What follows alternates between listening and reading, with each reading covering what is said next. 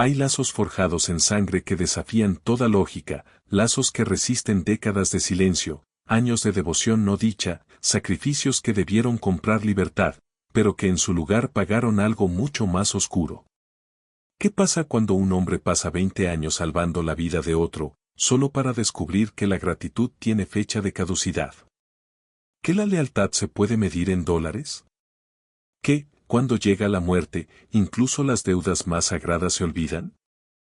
Esto no es una historia de fantasmas. Aquí no hay espíritus, ni fuerzas sobrenaturales extendiéndose desde más allá de la tumba. Esto es algo peor, un relato real de la naturaleza humana en su forma más compleja e inquietante. Una historia de deuda y dependencia, de promesas hechas y rotas, de dos hombres cuyas vidas se enredaron tanto que ninguno podía existir sin el otro, aun cuando los cimientos de su vínculo estaban hechos de posesión, de esclavitud, de la brutal realidad de que un hombre podía ser propiedad y salvador a la vez. Antes de descender a este relato que ha perseguido a Carolina del Norte por más de un siglo y medio, si te atraen las historias que revelan los rincones más oscuros de la historia estadounidense, historias donde el verdadero horror no viene de lo sobrenatural, sino de las decisiones que toma la gente, suscríbete al canal y activa las notificaciones. Porque lo que estás a punto de escuchar se te quedará pegado mucho después de que se pronuncie la última palabra. Esta es la historia de Marcus Hardwell y Caleb, dos hombres cuyos nombres aparecen juntos en registros fragmentarios, en documentos de juzgado, en cartas que sobrevivieron incendios, inundaciones y el colapso de toda una forma de vida. Dos hombres unidos por un contrato que ninguno comprendió del todo, hasta que ya era demasiado tarde para renegociar sus términos. La historia comienza en 1842. Pero para entenderla de verdad, hay que retroceder más, hasta 1818, cuando Caleb nació en una cabaña de la plantación Hardwell, a 3 millas del río Cape Fear, en el sureste de Carolina del Norte. La familia Hardwell poseía tierras en Carolina del Norte desde antes de la Revolución. No estaban entre las familias de plantación más ricas, no como los Cameron o los Bergwin, que tenían miles de acres y cientos de personas esclavizadas, pero vivían cómodos. Eran respetables. De esas familias que iban a las iglesias correctas, enviaban a sus hijos a las escuelas correctas y se casaban con las familias correctas. Jonathan Hardwell, el padre de Marcus, tenía 43 personas cuando murió en 1842. Entre ellas estaba una mujer llamada Sarah, que trabajaba en la casa principal como cocinera. Había nacido en la plantación en 1798, había pasado toda su vida en un radio de 10 millas alrededor de la gran casa, nunca aprendió a leer ni a escribir, pero recitaba versículos bíblicos de memoria y conocía el nombre de cada planta medicinal que crecía en las tierras de Carolina. Sarah dio a luz a Caleb en el invierno de 1818. El padre nunca fue reconocido oficialmente, aunque los registros domésticos muestran que Jonathan Hardwell mandó llamar a un médico para el parto, un cuidado inusual para el hijo de una mujer esclavizada, lo que sugiere un interés particular por el bienestar del bebé. Algunas de las personas esclavizadas más mayores susurraban que Caleb se parecía mucho al hermano menor de Jonathan, que había vivido en la plantación hasta morir de fiebre en 1820. Pero no eran más que susurros, y los susurros no tenían poder para cambiar la realidad. Caleb creció en ese extraño espacio liminal que ocupaban los niños esclavizados en las plantaciones del sur.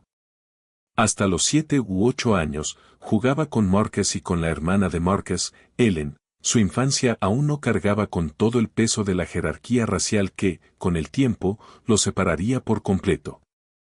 Pescaban en el arroyo, trepaban árboles, levantaban fuertes con ramas caídas y hacían esas cosas universales que hacen los niños que todavía no entienden que el mundo ya decidió sus destinos. Pero la infancia termina. Para cuando Caleb tenía 10 años, trabajaba en los establos. A los 12, estaba en los campos de tabaco durante la cosecha. A los 15, volvió a la casa principal, asignado a tareas domésticas, porque Sarah había convencido al capataz de que su hijo era demasiado valioso como para desperdiciarlo en el trabajo del campo. Era inteligente, argumentó ella. Aprendía rápido. Sabía anticipar necesidades antes de que se dijeran en voz alta. No dijo lo que de verdad quería decir, que veía algo en los ojos de su hijo que la asustaba. Una vigilancia constante. Una manera de detectar patrones que otros no veían. Una inteligencia que sería peligrosa en los campos, donde los esclavos listos solían ser sospechosos de planear rebeliones, pero que podía ser útil, incluso protectora, dentro del entorno controlado de la casa. Sarah murió en 1837 de tisis, tosiendo sangre en trapos que luego quemaba para que nadie viera las señales de su enfermedad y decidiera que no valía el costo de cuidarla. Caleb tenía 19 años. Se quedó de pie en el cementerio de esclavos mientras enterraban a su madre en una tumba sin nombre. Y no lloró. Solo observó, memorizando cada detalle, guardándolo junto con todas las demás cosas que almacenaba detrás de su expresión cuidadosa y neutral. Marcus Harwell tenía 21 años aquel año. Acababa de regresar de 2 años en la Universidad de Carolina del Norte en Chapel Hill, donde había estudiado literatura y filosofía, y volvió con el pulido seguro de sí mismo de un joven que jamás tuvo que preguntarse si habría comida, si tendría un hogar, si sería vendido lejos de todo lo que conocía. Él y Caleb no habían hablado en años. Vivían en la misma casa, pero se movían en mundos completamente distintos.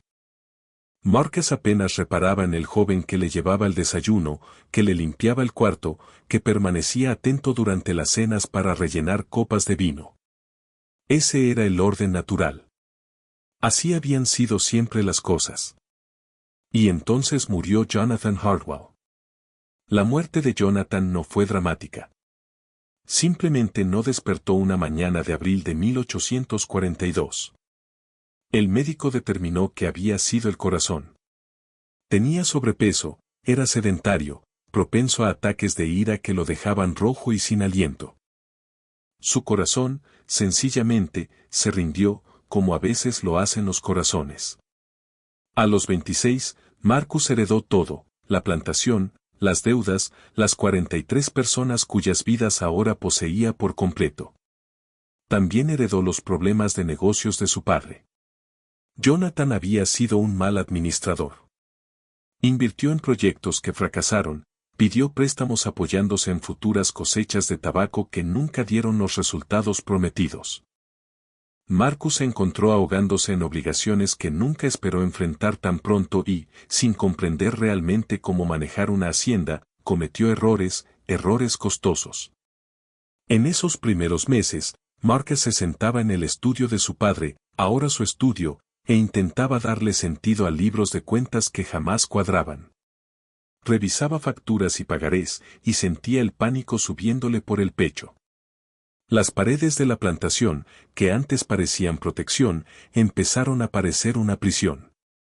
Fue durante una de esas sesiones nocturnas de contabilidad, 3 meses después de la muerte de su padre, cuando Marcus notó de verdad a Caleb por primera vez. El joven había llevado café, como cada noche.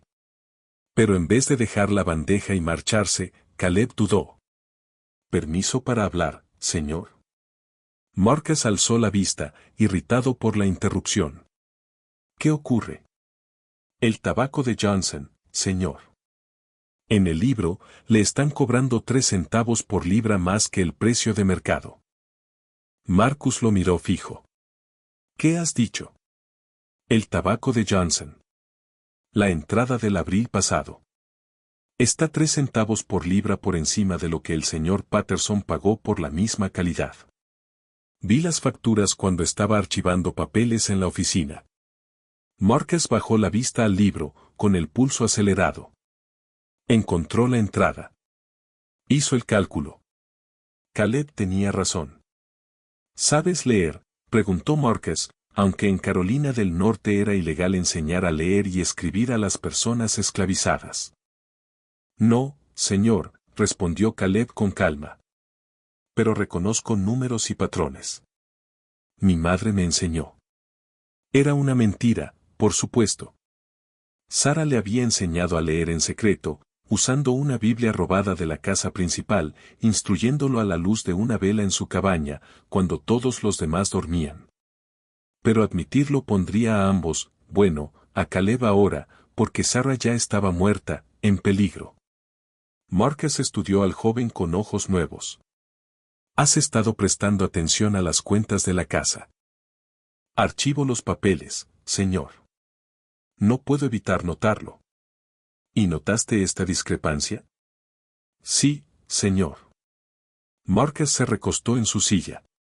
Un esclavo inteligente era valioso, pero también podía ser peligroso. Su padre siempre le había advertido contra educarlos, contra permitirles saber demasiado. Pero su padre estaba muerto. Juan Marcus estaba desesperado. ¿Hay otros errores que hayas notado? Caleb vaciló y luego asintió. Varios, señor. Muéstramelos. Esa noche, Caleb identificó 6 errores más en los libros de la plantación. Algunos eran fallos honestos. Otros parecían fraudes deliberados de proveedores o comerciantes que asumieron que el joven Marcus, inexperto, no lo notaría. Cuando terminaron, ya eran casi las 2 de la mañana. Marcus se quedó en silencio, abrumado por la revelación de que ese esclavo, ese hombre al que apenas había reconocido durante años, había estado observando en silencio, analizando, entendiendo el negocio de la plantación mejor que el propio Marcus. ¿Por qué no dijiste nada antes?, preguntó Marcus. Caleb sostuvo su mirada. No era mi lugar, señor.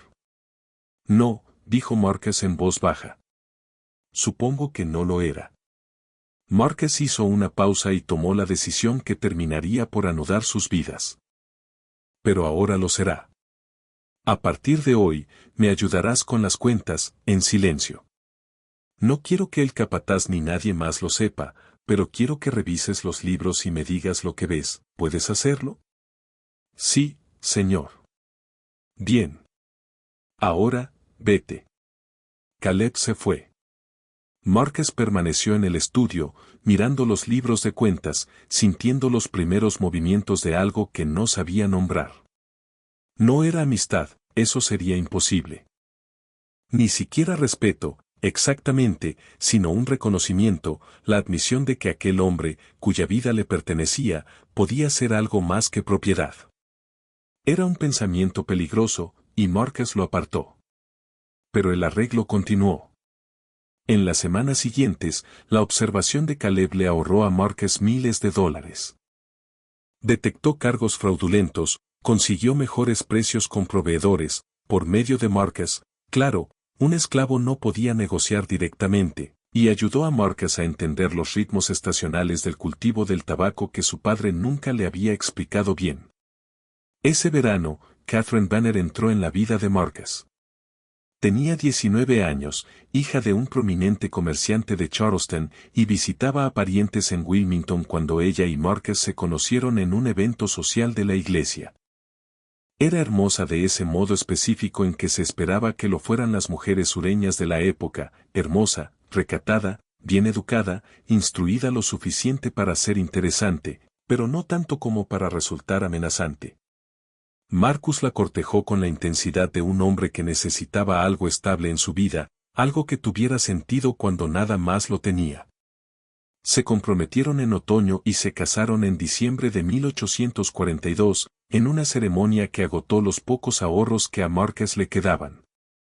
Catherine se mudó a la plantación Harwell con expectativas formadas por novelas románticas y los consejos de su madre. Esperaba ser la señora de una gran casa, organizar reuniones, dirigir a los sirvientes y vivir la vida elegante que le habían dicho que le correspondía. Lo que encontró, en cambio, fue una propiedad en dificultades. Un marido que pasaba cada noche encerrado en su estudio con libros de cuentas, y una dinámica extraña e inquietante entre Marcus y su esclavo doméstico que ella no alcanzaba a entender, pero que instintivamente le desagradaba. Notó cómo Marcus escuchaba cuando Caleb hablaba. Escuchaba de verdad, con una atención que rara vez le daba a ella. Notó cómo Caleb se movía por la casa con una confianza silenciosa que parecía impropia de su condición. Notó la forma en que se comunicaban, a veces sin palabras, una mirada, un gesto, significados que dejaban fuera a todos los demás en la habitación. Al principio, Catherine no dijo nada. Recién casada, todavía insegura de su lugar. Pero observó. Y guardó esas observaciones con el mismo cuidado con que Caleb archivaba papeles de negocios, reservándolas para un futuro uso. El verano de 1842 trajo un calor que parecía aplastar la plantación como un peso físico. Las plantas de tabaco se marchitaban pese al riego constante. Las personas esclavizadas avanzaban lentamente por los campos, conservando fuerzas, tratando de no caer por agotamiento. Marcus decidió inspeccionar el límite norte de la propiedad, donde unos aparceros habían estado cortando madera sin permiso. Era 15 de julio, un miércoles, el día más caluroso del año. Y ahí fue cuando todo cambió. Marcus salió a caballo solo aquella mañana, pese a la recomendación del capataz de llevar a alguien con él. Tenía 26 años y todavía creía que la juventud daba invencibilidad, que nada verdaderamente malo podía pasarle porque nada verdaderamente malo le había pasado antes. La línea del lindero seguía una zona pantanosa cerca del río, donde crecían cipreses en agua negra como el café y el musgo español colgaba de las ramas como cabello de mujeres ahogadas. Era hermoso de un modo melancólico y también traicionero. El suelo era blando, impredecible. Había serpientes ocultas en la maleza. Marcus desmontó para examinar un árbol con señales de corte reciente. Estaba inclinado, estudiando las marcas del hacha, cuando su caballo relinchó y golpeó el suelo, nervioso. Levantó la vista justo a tiempo para ver una boca de algodón, cotton mouse, salir de la maleza. La boca de algodón oriental es una víbora de foseta, identificable por su boca blanca, que abre de par en par cuando se siente amenazada, de ahí el nombre. Su veneno es hemotóxico, destruye glóbulos rojos y causa daño tisular. Una mordida rara vez es mortal en un adulto sano, pero rara vez no es lo mismo que nunca. La serpiente atacó la pata del caballo. El caballo se encabritó. Marcus salió despedido hacia atrás y cayó con fuerza en barro y agua. El golpe lo aturdió, le arrancó el aire de los pulmones. Se quedó jadeando, desorientado, mientras la serpiente dirigía su atención a esta nueva amenaza. El tiempo se ralentizó, como lo hace en momentos de peligro extremo. Marcus vio a la serpiente enroscándose, vio su boca abriéndose para mostrar ese interior blanco tan distintivo, vio cómo reunía fuerza para atacar. Y entonces Caleb apareció. Más tarde, Marcus no podría explicar cómo Caleb llegó tan rápido. Había salido solo. Caleb debía estar en la casa cumpliendo sus tareas, pero de algún modo estaba allí, moviéndose más rápido de lo que Marcus había visto moverse a alguien, bajando una rama caída sobre la serpiente con una precisión que la mató al instante. Caleb arrastró a Marcus fuera del barro y lo examinó con rapidez. ¿Le ha mordido, señor? No. Yo no lo creo. Tenemos que comprobarlo. Quítese las botas. Marcus obedeció, con las manos temblando por el shock tardío. La ropa estaba empapada, sucia de agua de pantano.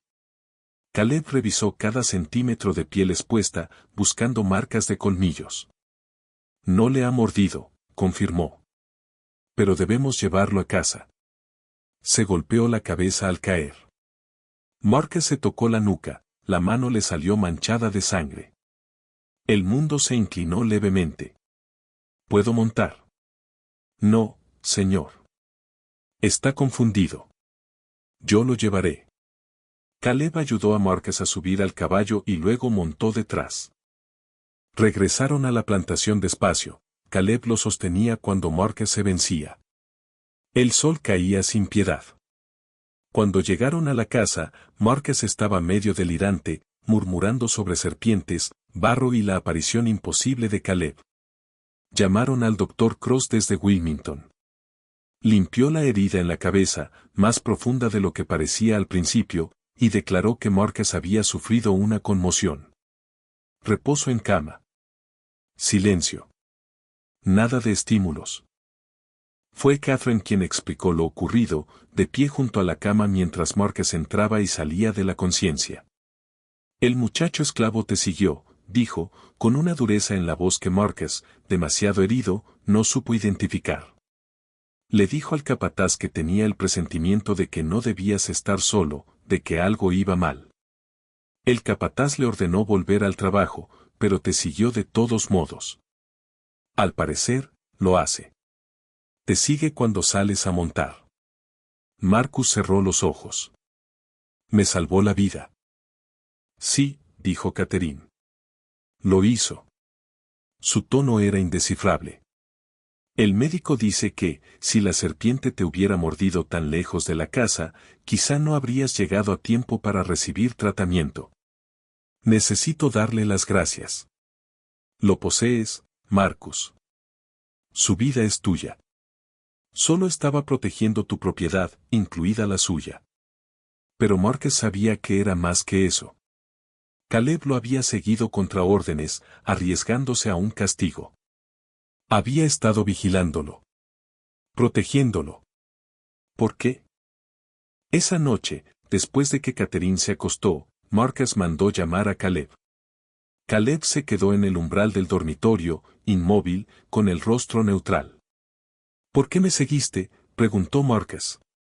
Tuve un presentimiento, señor. ¿Qué clase de presentimiento? Caleb guardó silencio un momento. Cuando habló, lo hizo con cuidado. Todavía no está listo para esto, dirigir la plantación, moverse entre tantos peligros. Su padre lo protegió de muchas cosas. Y ahora se ha ido, y usted está aprendiendo todo de golpe, y está distraído. La gente distraída comete errores. No mira dónde pisa. Así que te nombraste mi guardián. No usaría esa palabra, señor. ¿Qué palabra usarías? Caleb sostuvo su mirada. Diría que tengo un interés muy concreto en que usted siga vivo, señor. Porque si le pasa algo, esta plantación se vende, probablemente, y a todos nosotros nos venden con ella. Familias separadas. Todo lo que conocemos, perdido. Así que sí, lo vigilo por razones egoístas, si quiere llamarlas así. Era una respuesta astuta. Le daba a las acciones de Caleb una motivación que Marcus podía entender y aceptar, sin tener que enfrentarse a verdades más complicadas sobre lealtad, conexión y el vínculo extraño que estaban haciendo entre ellos. Entiendo, dijo Marcus. Luego, más suave, bueno, gracias por tu egoísmo. Sí, señor. Puedes irte. Caleb se fue. Pero al cerrar la puerta, Marcus lo llamó una vez más. Caleb, quédate cerca. A partir de ahora, quiero que vayas conmigo cuando salga a montar.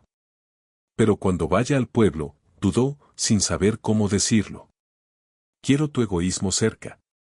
Sí, señor. Y así empezó. El vínculo. La deuda.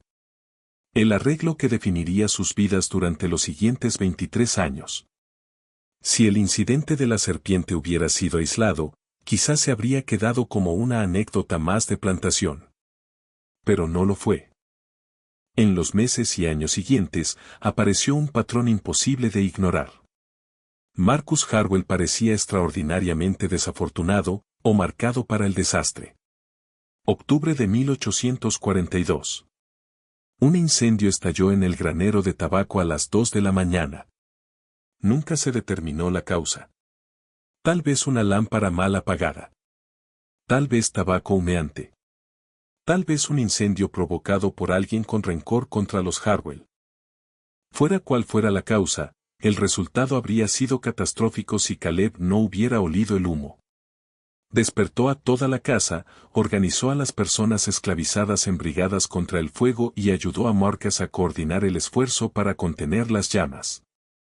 Perdieron el 40% de la cosecha de tabaco de esa temporada, pero la casa principal se salvó y, lo más importante, nadie murió.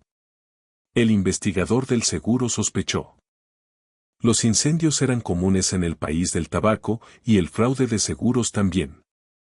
Interrogó a Caleb a fondo, intentando determinar si el esclavo había provocado el fuego para hacer quedar bien a su amo. Pero no había pruebas. Solo otro escape por poco. Solo Caleb en el lugar adecuado, en el momento adecuado. Diciembre de 1842. El caballo de Marcus lo tiró en medio de una tormenta invernal. El animal se asustó y corrió hacia el río crecido.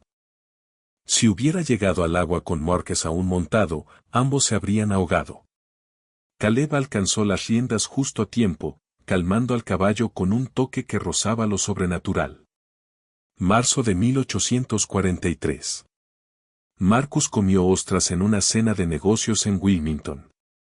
Para medianoche, estaba violentamente enfermo. El doctor Cross diagnosticó intoxicación alimentaria, pero Caleb, que había esperado afuera del restaurante, insistió en quedarse con Marcus toda la noche. Cuando la respiración de Marcus se volvió trabajosa y el pulso se debilitó, Caleb le administró jarabe de ipecacuana que había conseguido de algún modo, obligándolo a vomitar hasta expulsar el veneno. Dr. Cross admitiría después que Marcus quizá no habría sobrevivido sin esa intervención. En mayo de 1843, Catherine se puso de parto 6 semanas antes de tiempo. El bebé venía de nalgas. El Dr. Cross estaba en Raleigh y no podía llegar a la plantación a tiempo. Fue Caleb quien cabalgó en medio de una tormenta eléctrica para traer a una partera de una plantación vecina, una mujer libre de color llamada Ruth, que había asistido a cientos de partos y conocía técnicas que la mayoría de los médicos blancos despreciaban como medicina popular.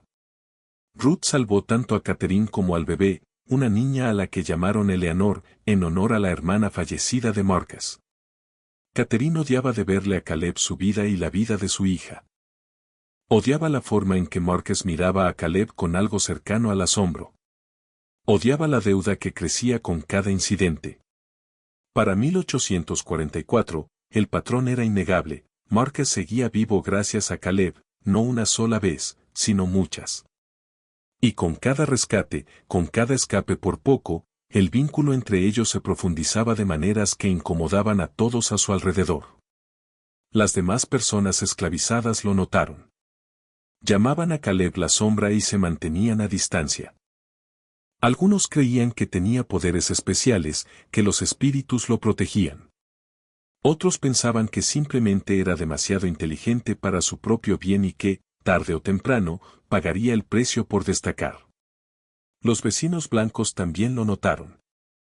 Susurraban sobre la dependencia de Marcus hacia su esclavo, sobre lo antinatural que era, sobre cómo socavaba el orden correcto de las cosas. Un hombre que no puede protegerse sin la ayuda de un esclavo no es un hombre, dijo un vecino en una cena en 1845, lo bastante alto como para que Marcus lo oyera. La respuesta de Marcus fue helada. Un hombre que no puede reconocer el valor en otro ser humano, sin importar su condición, es un necio, y yo no hago negocios con necios. El vecino se vio excluido de los tratos comerciales de Marcus. El mensaje era claro, criticar a Caleb era ganarse como enemigo a Marcus Hartwell. Era una forma de poder, un poder extraño, invertido, que no seguía las reglas establecidas. Caleb seguía esclavizado, seguía siendo propiedad, seguía sin derechos legales. Pero dentro del ecosistema de la plantación Hartwell, ejercía una influencia que iba más allá de su estatus jurídico. Y Marcus parecía no notar lo inusual que era aquello. O tal vez lo notaba y, sencillamente, no le importaba. En 1846, Marcus le hizo una promesa a Caleb. Estaban en el estudio, tarde en la noche, revisando cuentas, como ya se había vuelto costumbre. Marcus había estado bebiendo, no en exceso, pero lo suficiente como para aflojarle la lengua. Ya me has salvado la vida 4 veces, dijo Marcus, mirando su vaso de whisky. 4 veces debí haber muerto y no morí porque tú estabas allí.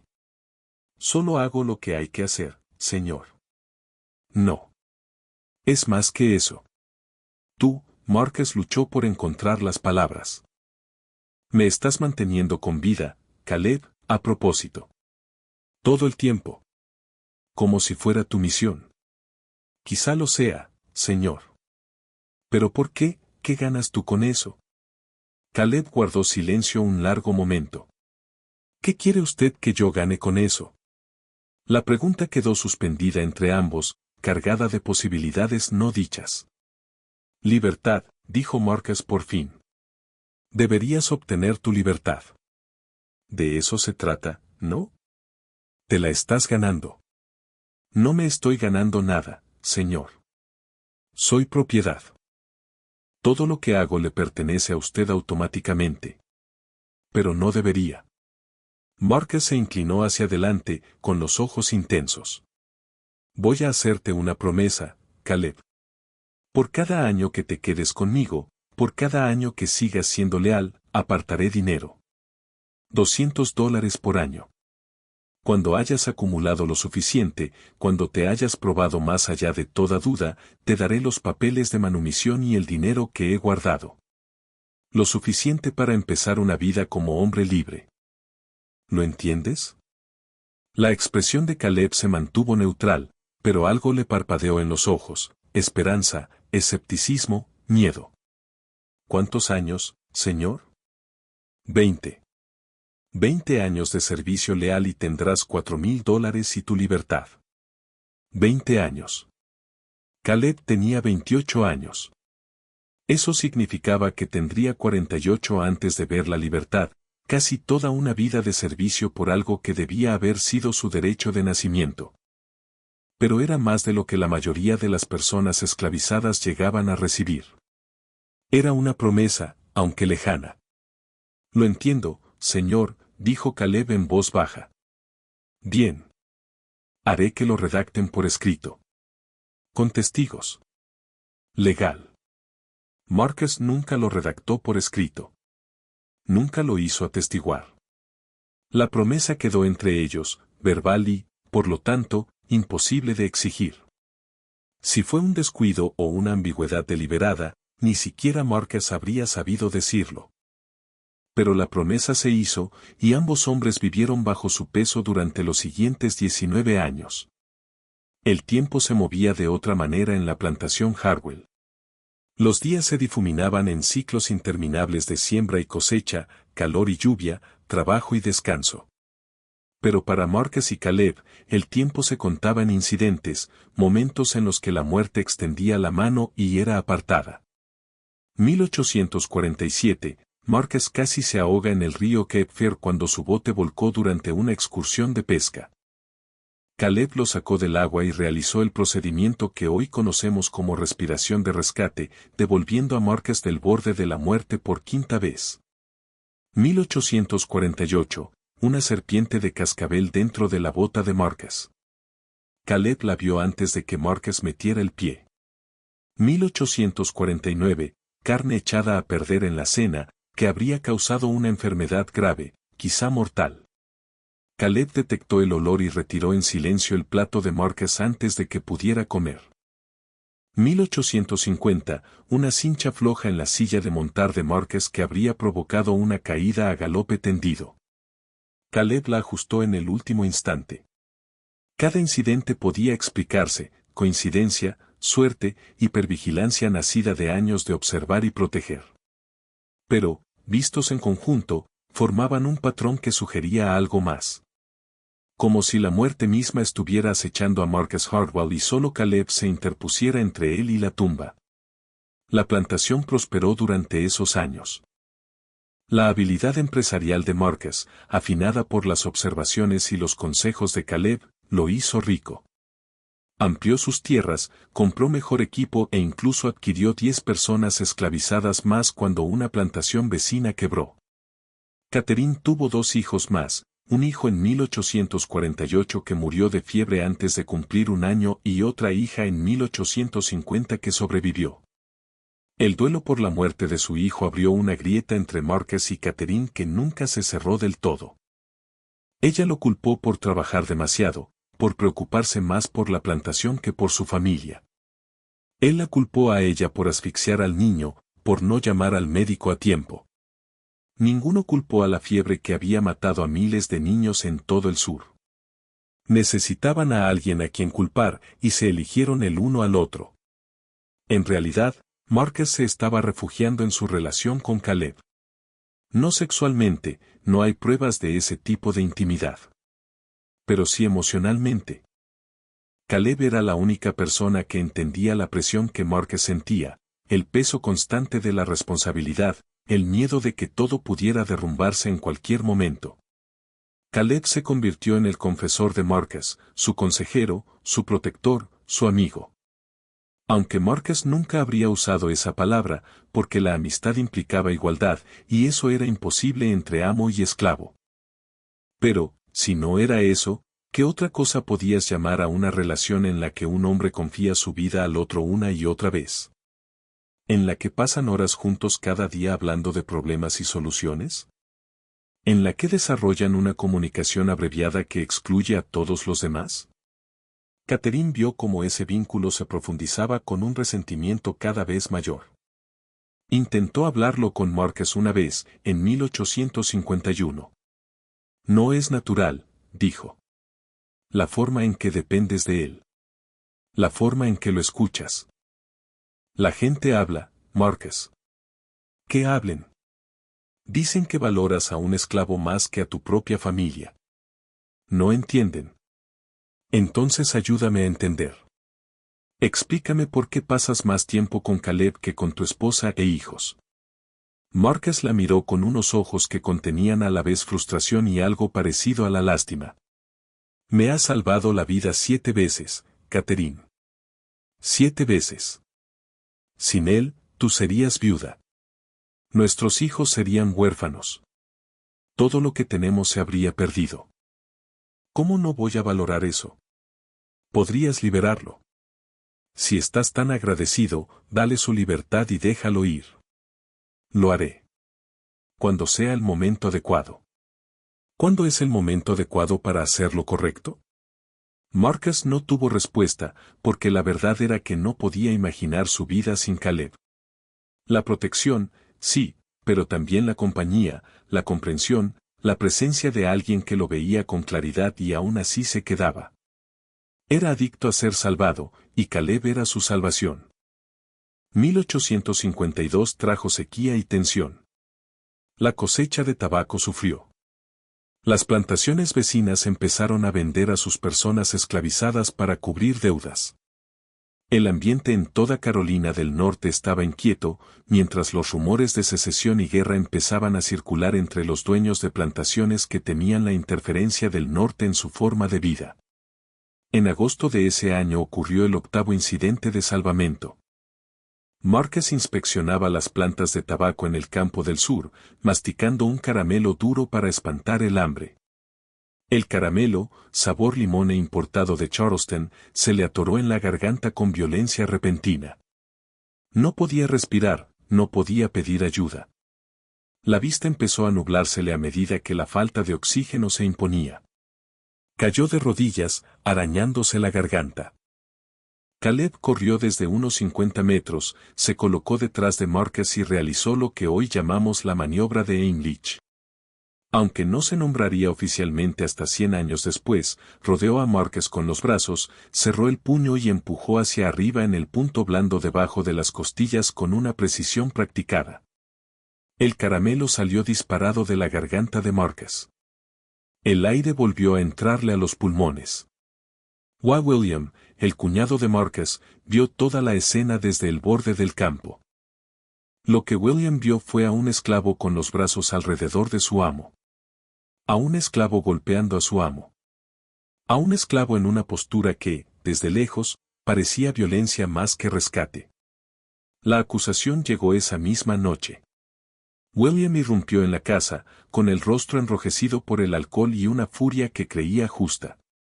La familia de Catherine había venido a cenar el domingo, y la comida se interrumpió cuando William gritó, «Lo vi pegarte».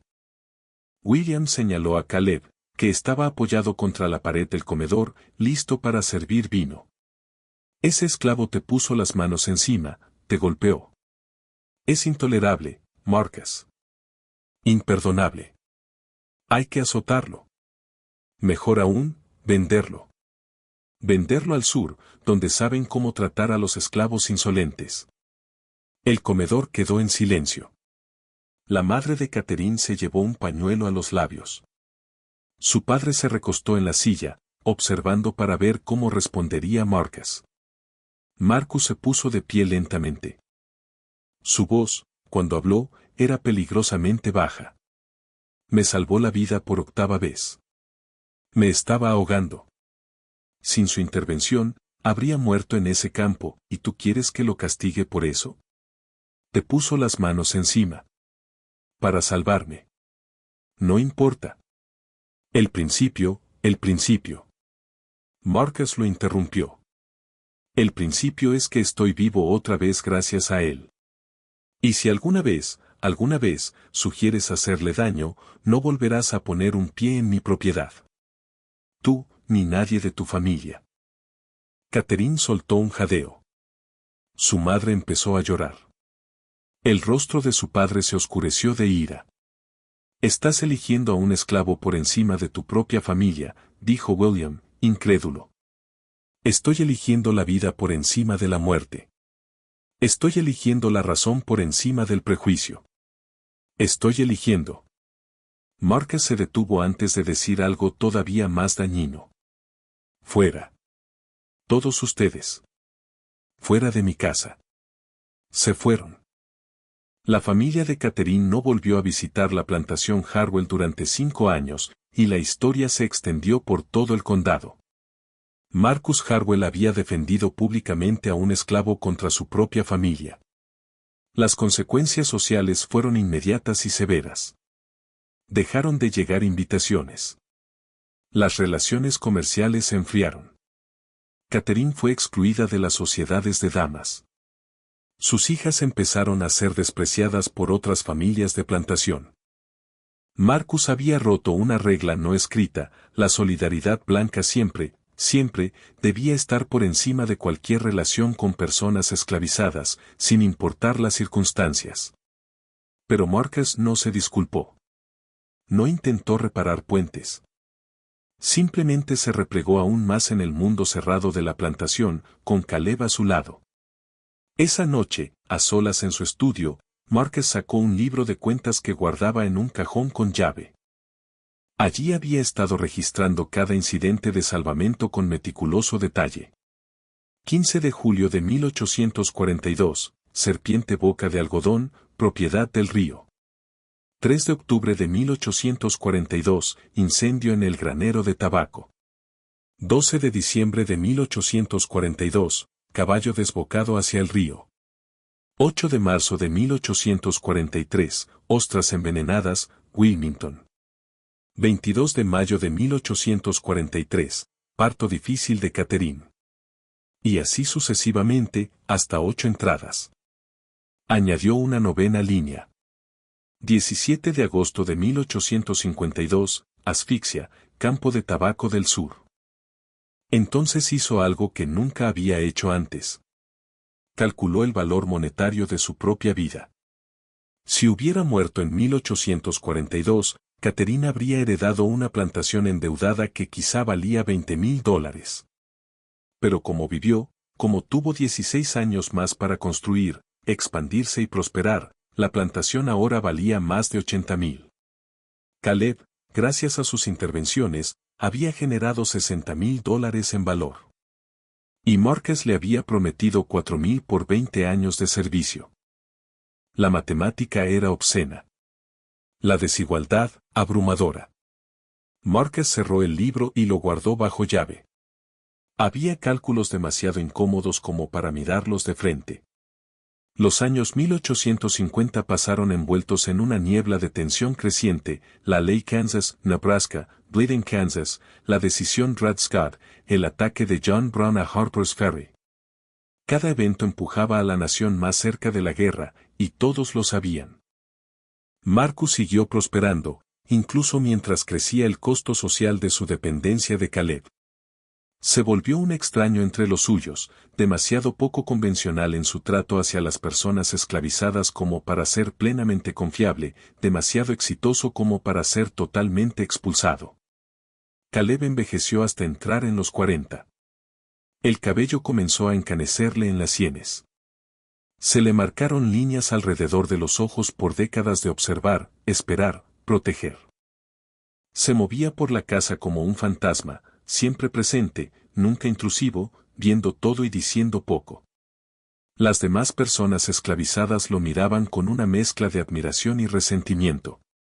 Tenía privilegios que ellos no, mejor comida, cuartos privados, el oído del amo. Pero también cargaba con un peso que ellos no compartían, la responsabilidad constante de mantener vivo a Marcus. Algunos se preguntaban si Caleb resentía su papel. Si alguna vez consideró no salvar a Marcus. Si alguna vez fantaseó con dejar que la próxima mordedura lo alcanzara, que el próximo caballo siguiera su carrera, que la próxima comida no fuera probada. Si lo hizo, jamás lo mostró. 1856, novena vida salvada. Una rama se rompió durante una tormenta y habría golpeado la cabeza de Marcus. Caleb lo empujó a un lado en el último segundo. 1857, décima vida salvada. Una herida infectada por un corte mal atendido. Caleb reconoció las señales de envenenamiento de la sangre y obligó a Marcus a mandar por el médico antes de que fuera tarde. 1858, undécima vida salvada. Un desastre financiero evitado cuando Caleb detectó discrepancias en un contrato que habría arruinado la plantación. 1859, duodécima vida salvada. Un fugitivo capturado en Wilmington iba directo hacia Marcus. Caleb lo apartó del camino. 1860, decimotercera vida salvada. Marcus cayó a través de tablones podridos en el granero de tabaco y se habría roto el cuello. Caleb, de algún modo, estaba allí para atraparlo. Cada incidente reforzaba el patrón. Cada uno aumentaba la deuda. Cada uno hacía más imposible imaginar cómo podría terminar su arreglo. Porque para entonces, ambos hombres entendían una verdad terrible: Marcus Hartwell no podía sobrevivir sin Caleb. No porque fuera incompetente o incapaz, sino porque la muerte era simplemente más persistente con él que con otros hombres, como si estuviera marcado, señalado, escogido para una salida temprana. Y solo la vigilancia constante de Caleb mantenía a raya a la muerte. 14 años, dijo Marcus en diciembre de 1860, revisando su libro secreto. 14 años desde que te hice esa promesa. 6 más y termina. Caleb, de pie en las sombras del estudio, no dijo nada. ¿Aún no quieres?, preguntó Marcus.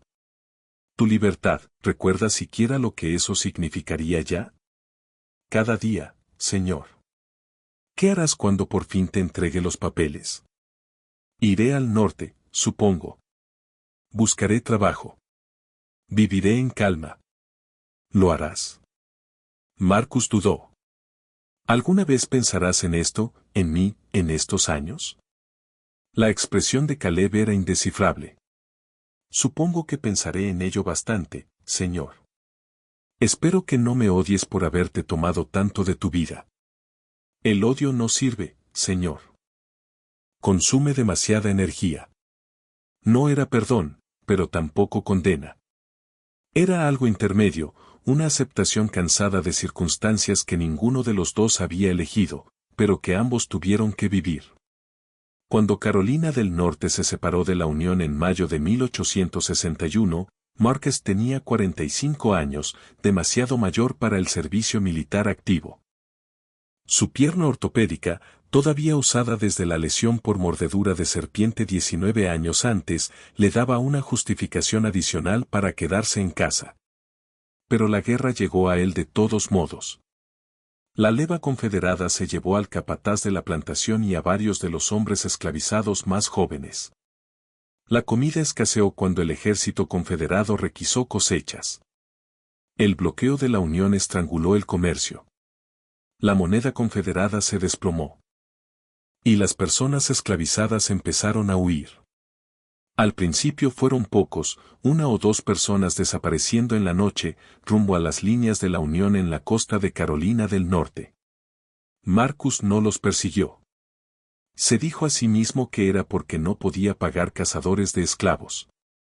Pero la verdad era más complicada. Estaba cansado del sistema, cansado de poseer personas, cansado de todo, excepto de su vínculo extraño y codependiente con Caleb.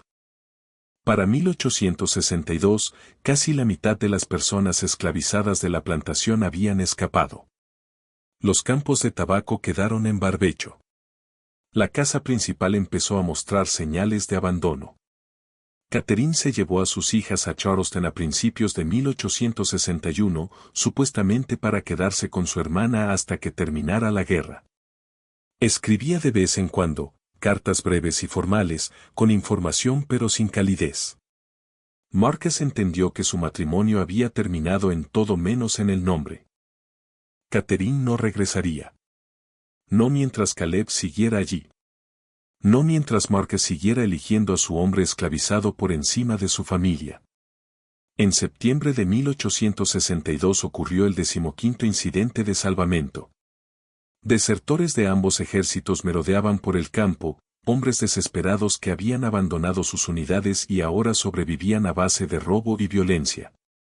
Una noche, 6 de ellos atacaron la plantación Harwell. Querían comida, caballos, cualquier cosa de valor. Habrían quemado la casa principal y matado a todos dentro si Caleb no los hubiera oído acercarse. Despertó a Marcus, organizó a los trabajadores esclavizados restantes y repartió los pocos rifles que Marcus guardaba. Resistieron a los desertores hasta el amanecer, cuando los atacantes finalmente huyeron. Después, Marcus encontró a Caleb sentado en los escalones del porche, sangrando por un corte superficial en las costillas, donde un cuchillo lo había rozado. 19 años, dijo Marcus, sentándose a su lado. Era la primera vez que se sentaba junto a Caleb en lugar de por encima de él, y el gesto se sintió a la vez natural y transgresor. Han pasado 19 años desde la serpiente, Caleb. Un año más y te daré todo lo que te prometí. Sí, señor. ¿Me crees? Después de todo este tiempo, ¿crees que de verdad lo haré? Caleb guardó silencio largo rato, presionando un paño contra el costado herido. Cuando habló, su voz fue suave. Creo que usted quiere hacerlo, señor. Creo que lo siente de verdad cuando lo dice. Si podrá realmente dejarme ir, se encogió de hombros. Esa es otra pregunta. Lo haré. Lo juro. Ya veremos, señor. Se quedaron en silencio mientras el amanecer se abría sobre la plantación, sobre los campos de tabaco llenos de semilla, sobre el inicio del fin de todo lo que habían conocido. La guerra siguió triturándolo todo. La plantación apenas sobrevivió. Marcus vendió lo que no era esencial, muebles, obras de arte, las joyas de su esposa que ella había dejado atrás. Se negó a vender a cualquiera de las personas esclavizadas que aún quedaban, aunque todos los demás dueños de plantaciones de la región estaban liquidando su propiedad humana antes de que las fuerzas de la Unión los liberaran. Son mi responsabilidad, insistió Marcus ante un vecino que lo presionaba para vender. No los voy a abandonar. Pero el vecino insistió. Ese que tienes en la casa, el listo. Todavía podría sacar un precio excelente por él, sobre todo si lo ofreces a dueños de plantaciones en Texas o Arkansas, lugares a los que la guerra aún no ha llegado. Solo con eso cubrirías tus deudas. Marcus echó al vecino de su propiedad a punta de pistola. Pero las deudas siguieron ahí, y no dejaron de crecer. Para la primavera de 1865, Marcus estaba casi en bancarrota. La moneda confederada que guardaba no valía nada. Sus cosechas no se habían levantado en 2 años. La casa se venía abajo.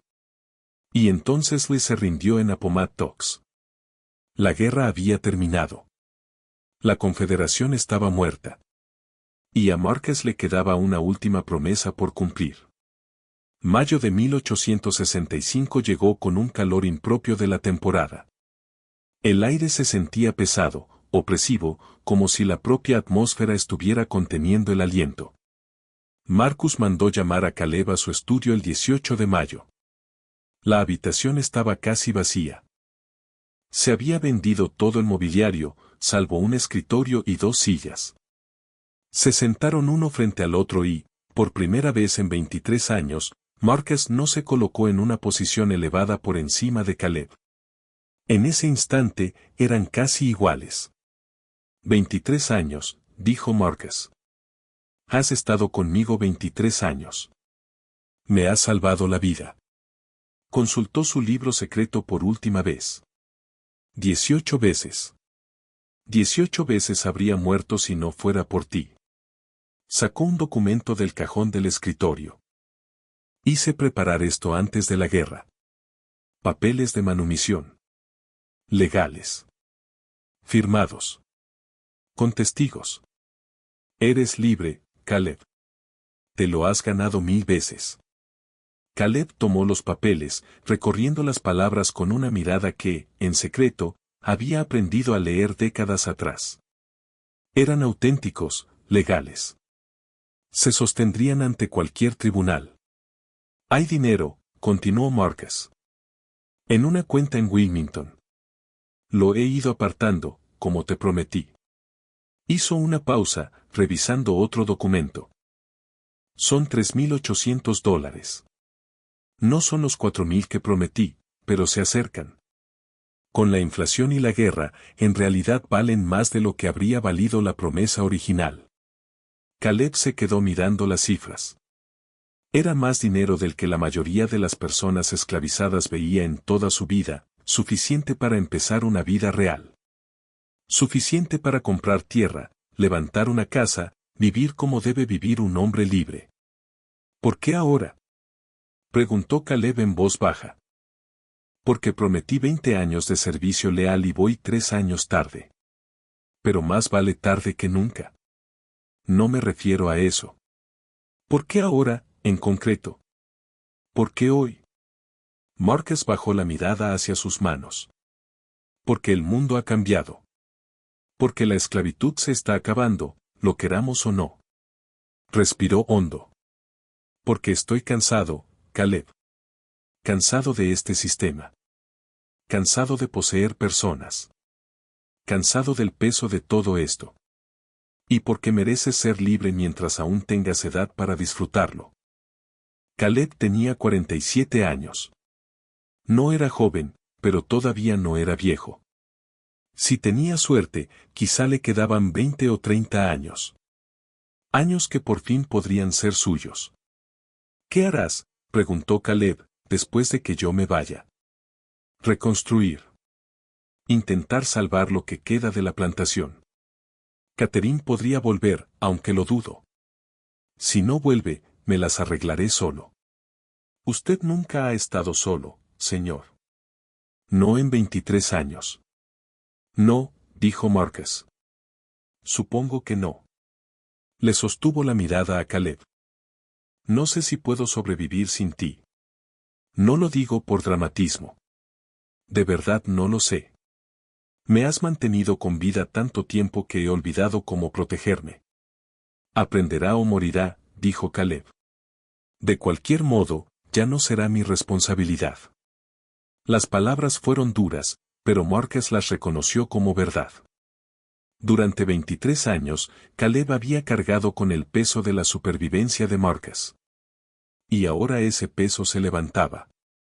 Espero que encuentres lo que estás buscando, dijo Marcus en voz baja. Espero que encuentres una vida que valga todos los años que me diste. Caleb se puso de pie, dobló con cuidado los papeles de manumisión y se los guardó en el bolsillo. Gracias, señor. No me lo agradezcas. Esto no es generosidad. Esto es pagar una deuda que debí saldar hace años. Caleb asintió una vez y se giró para marcharse. ¿Caleb? Se detuvo en el umbral. La voz de Marcus se quebró. ¿Vas a despedirte antes de irte? Creo que es mejor que no, señor. Corte limpio. Es más fácil así. Y se fue. Marcus se quedó sentado solo en el estudio vacío y, por primera vez en su vida, se permitió sentir todo el peso de la pérdida.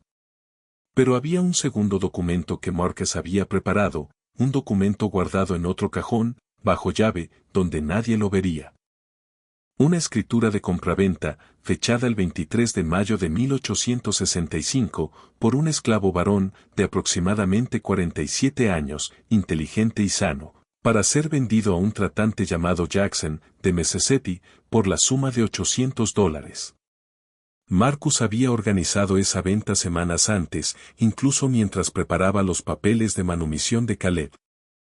La correspondencia con Jackson era meticulosa, negociaciones de precio, descripciones de las capacidades de Caleb, acuerdos sobre pago y entrega.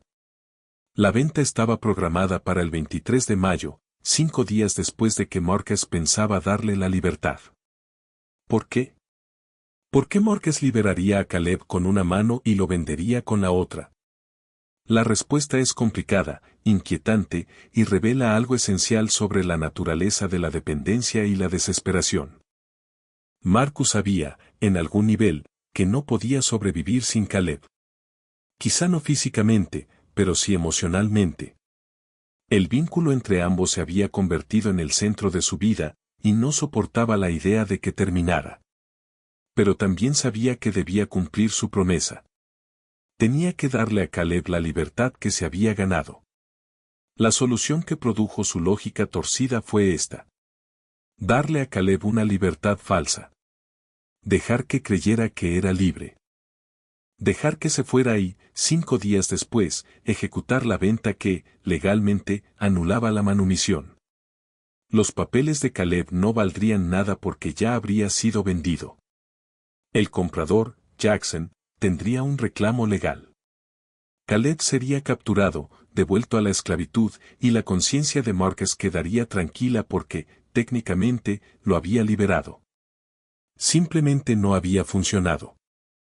Era una traición de magnitud monstruosa, el último acto de egoísmo de un hombre que había pasado 23 años tomando, y tomando, y tomando de alguien que tenía todo el derecho de odiarlo, pero que en cambio lo había salvado una y otra vez sin cuestionarlo. Marcus selló la escritura de compraventa y la metió en un sobre dirigido a Jackson en Mississippi. El dinero ya se había transferido. El contrato era vinculante. Solo faltaba ejecutarlo. Caleb dejó la plantación el 20 de mayo, 3 días antes de la venta programada. No se llevó nada excepto la ropa que llevaba puesta, los papeles de manumisión y la información de la cuenta con el dinero en Wilmington. Marcus observó desde una ventana del piso superior cómo Caleb recorría el largo camino de entrada hacia la carretera principal, lo miró hasta que desapareció y luego se sentó en el suelo de su dormitorio vacío y lloró.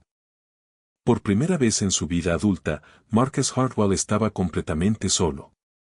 Y algo se movió dentro de él. Algo se quebró. O quizá, por fin, algo se liberó.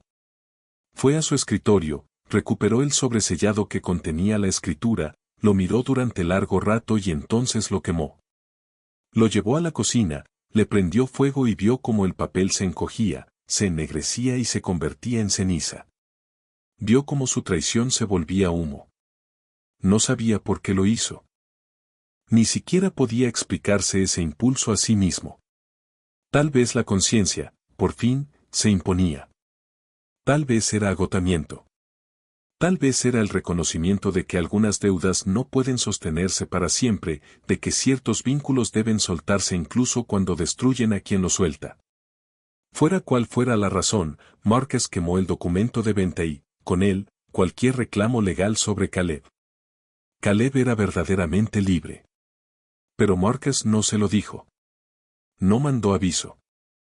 No permitió que Caleb supiera que la amenaza, que quizá Caleb ni siquiera había sabido que existía, había sido eliminada. Se limitó a sentarse en su casa vacía y esperar. 3 días después de que Caleb se fue, el 23 de mayo, Marcus enfermó. Empezó con fiebre. Para la noche, temblaba con escalofríos, empapando las sábanas de sudor. A la mañana siguiente, no podía retener comida ni agua. La fiebre tifoidea, común en el caos de la Carolina del Norte de posguerra, se propagaba por agua contaminada y mala higiene. El doctor Cross acudió y dio su diagnóstico. El pronóstico era malo.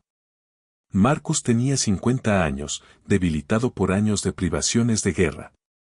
Sin medicina moderna, sus probabilidades de sobrevivir eran quizá de 1 en 5. Los dos trabajadores domésticos que quedaban, personas libres que habían decidido quedarse por un salario que Marcus apenas podía pagar, hicieron lo que pudieron, pero no era mucho. El tifus exigía cuidados constantes y Marcus se hundía rápidamente. Al cuarto día de la enfermedad, delirando de fiebre, Marcus llamó a Caleb. Se fue, señor, dijo con suavidad uno de los asistentes. Se marchó la semana pasada. Es libre. Probablemente se fue al norte.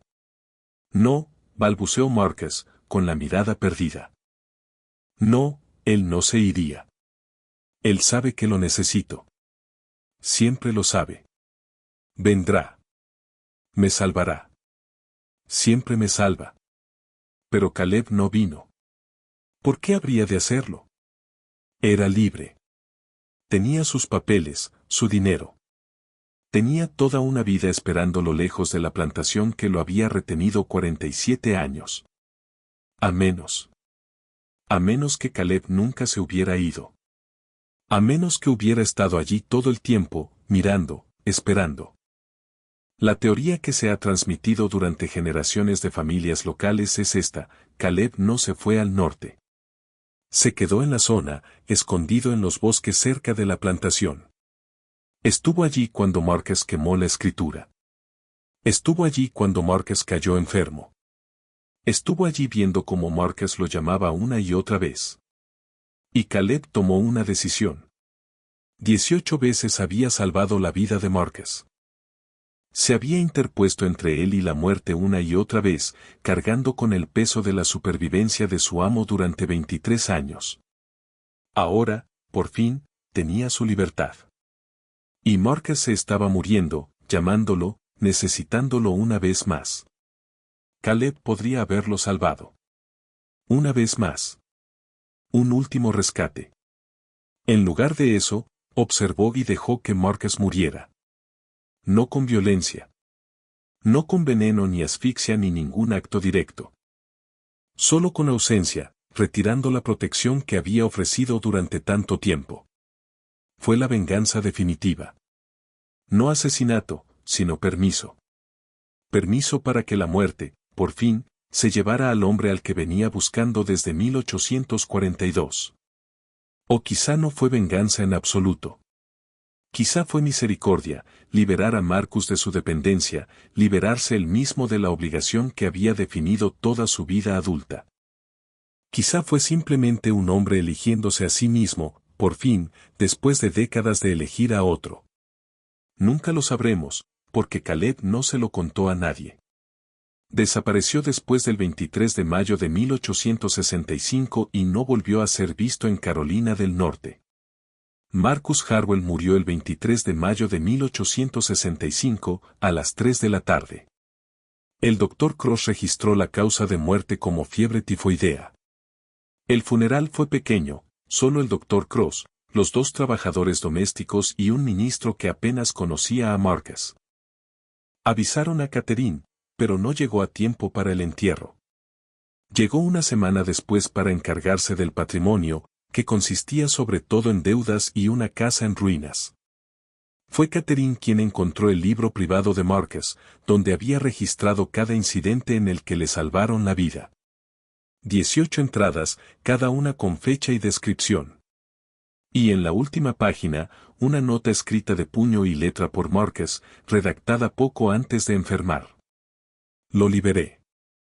Debí haberlo liberado hace 20 años, pero lo liberé. Y ahora se fue, y estoy solo. Y entiendo, por fin, que siempre iba a terminar así. Me dio 23 años que no merecía. Me mantuvo vivo el tiempo suficiente para aprender que estar vivo no es lo mismo que tener una vida que valga la pena. Espero que encuentre felicidad. Espero que no piense en mí nunca más. Espero que viva hasta los 100 y pase cada día agradecido de haberme sobrevivido. No espero perdón. No lo merezco. Pero espero que sepa que, al final, hice lo correcto. Solo que me tardé demasiado en hacerlo.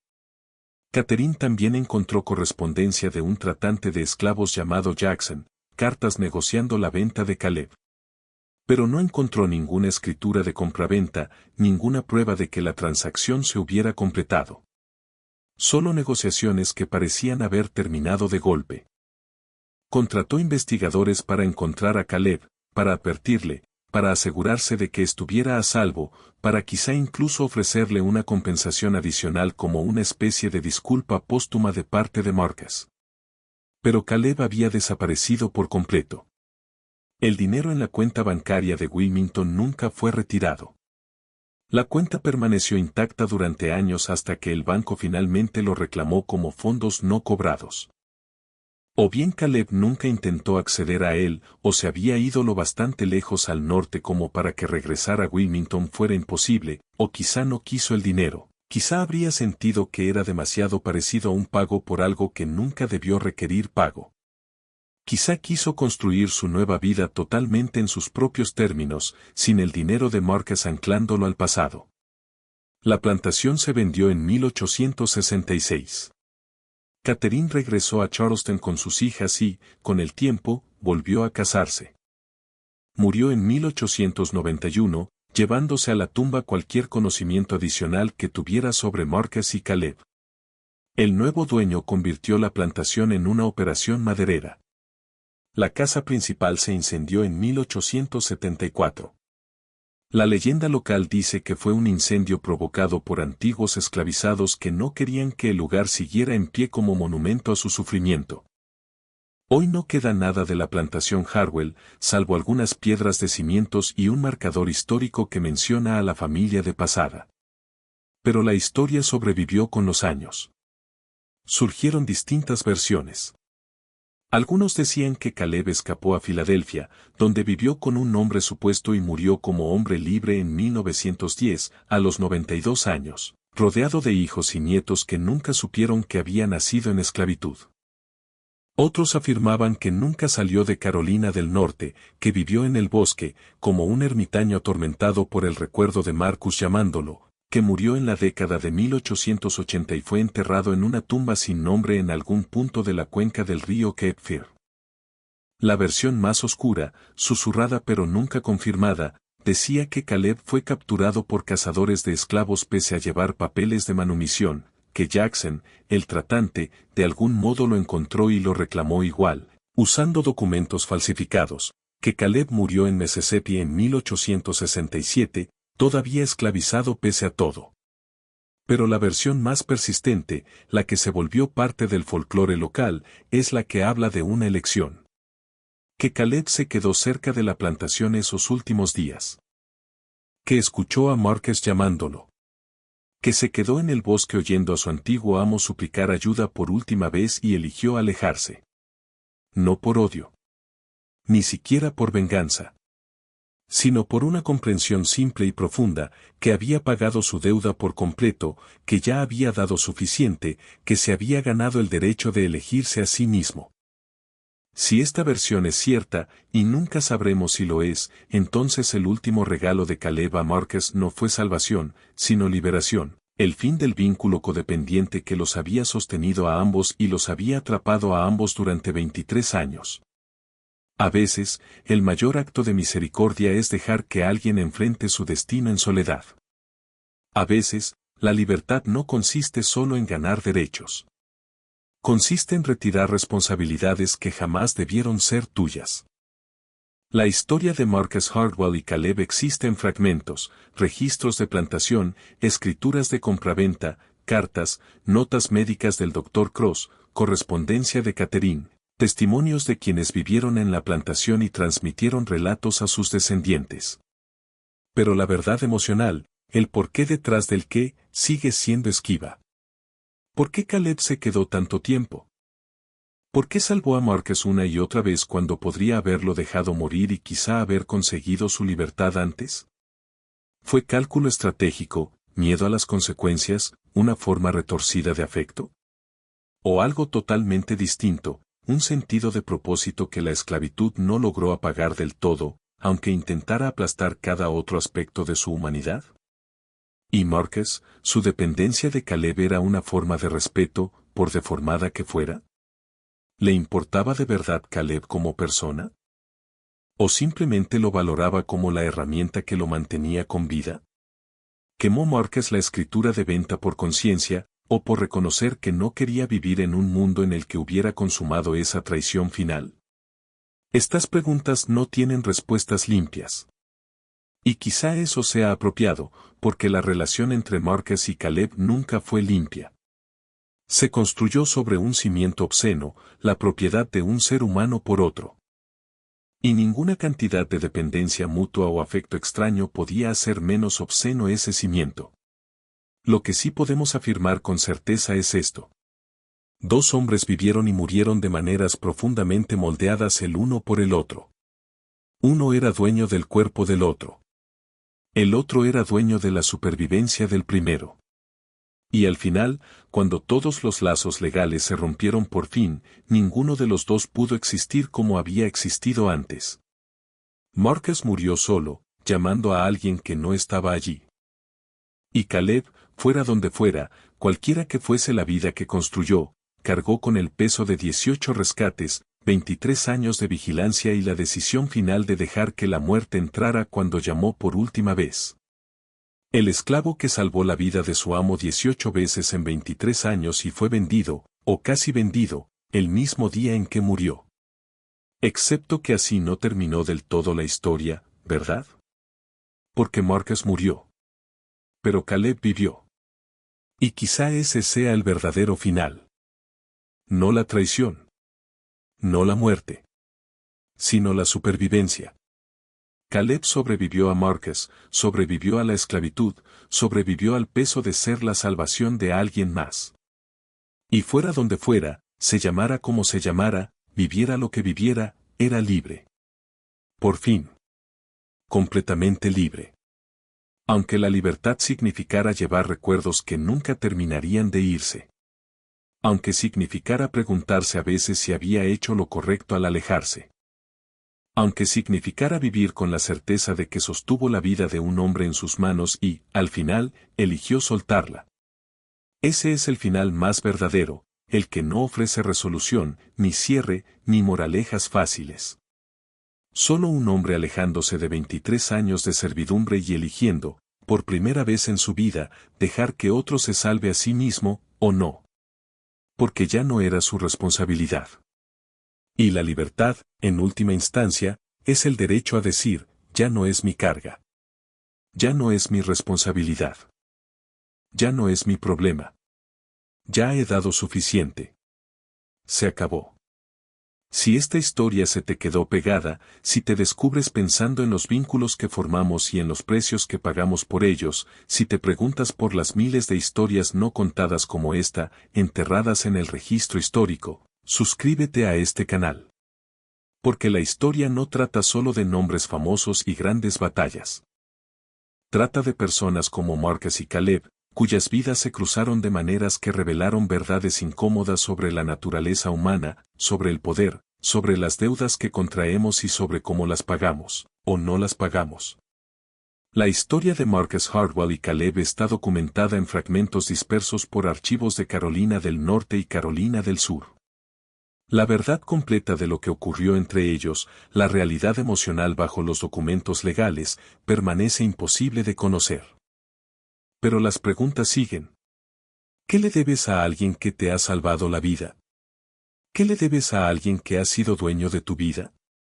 ¿Puede existir gratitud entre amo y esclavo, o el desequilibrio de poder es demasiado grande para que sobreviva un sentimiento genuino? ¿Y cuándo la lealtad se convierte en codependencia? ¿Cuándo la protección se convierte en prisión? ¿Cuándo salvar a alguien repetidamente se vuelve una forma de control, incluso si ese control fluye en direcciones inesperadas? Son preguntas sin respuestas fáciles. Y por eso esta historia nos persigue más de un siglo y medio después. Porque, en el fondo, no es solo sobre la esclavitud, aunque la esclavitud sea el marco que la hizo posible. Es sobre la conexión humana en circunstancias imposibles. Sobre las elecciones que tomamos cuando no hay buenas opciones. Sobre el precio de necesitar a otros y de ser necesitados. Sobre el momento en que alguien que lo ha dado todo decide, por fin, no dar nada más y se aleja libre. Por fin, libre. Gracias por mirar.